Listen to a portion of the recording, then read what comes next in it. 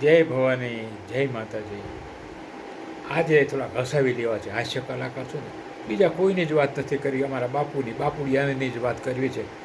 મારા હબળસિંહ કાકાને કોઈએ પૂછ્યું કે બાપુ, તમે તો ઊંચી મૂછો રાખીને ફરો છો, પણ તમારા ત્યાં રાજપાટ બધા દરબારોના લઈ લીધા ગવર્મેન્ટે, સરકારે.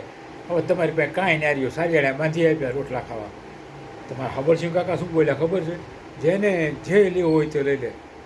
સાંભળ, નથી કે અમારી એક વસ્તુ લઈ શકે. પેલો કે શું? તો કે ના ગઈ. સાહેબ, ના ગઈ તો અમારા વારસામાં બાપદાદા વખતથી આવી રીતે આવતી રહી છે.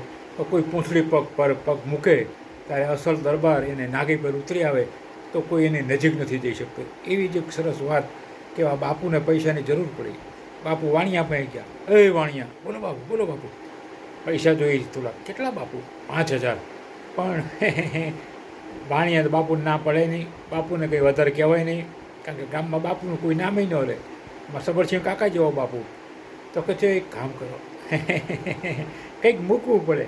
તો કે લે આ તલવાર, સોનાની મૂઠ છે. હા બાપુ, એ બરાબર.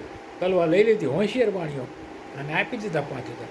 2 મહિના, 3 મહિના, 6 મહિના સુધી વ્યાજે ને આવે ને પૈસા ના આવે. એટલે વાણિયો કે કરવું શું?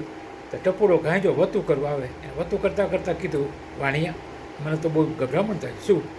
કે આ તખતસિંહ બાપુ મારી પાસેથી, હબળસિંહ બાપુ મારી પાસેથી લઈ ગયા છે 5,000, અને તલવાર મૂકી ગયા હતા કે વ્યાજને મૂડી હાથે આપી દઈશ, તે તલવાર પાછી લેવા આવીશ. તલવાર મારાથી ચોરાઈ ગઈ છે ઘરમાંથી. હવે શું કરવું? મને તો બહુ ગભરામણ થાય છે. અને ટપુડાએ વાત કરી દીધી ને સાહેબ, બાપુ તો આવ્યા ધમ કરતા, લે તારા 5,000, અને લેવો વ્યાજ તું ગણી લે બધું, અને લાઈ મારી તલવાર પાછી. પેલો કે ઉભા રહો બાપુ 1 મિનિટ. અંદર રહોડામાં જઈને તલવાર કાઢીને આપી દીધી. લો બાપુ, પૈસા લઈ લીધા. અને બાપુ નીકળી ગયા. પરસીભાઈ રેબજેબ બજારમાં ટપુડો મળ્યો.